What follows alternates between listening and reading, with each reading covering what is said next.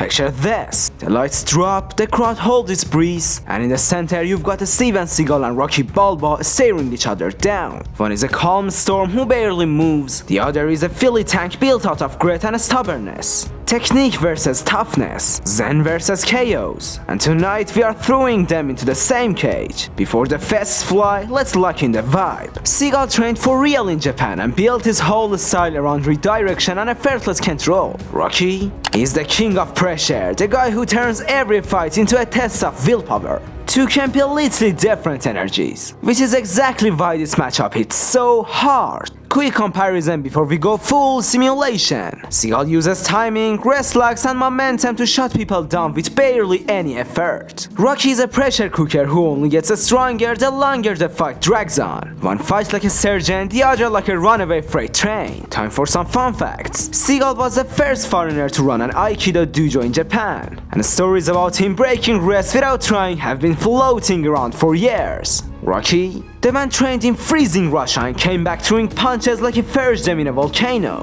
Alright, let's dive into the AI simulated Showdown.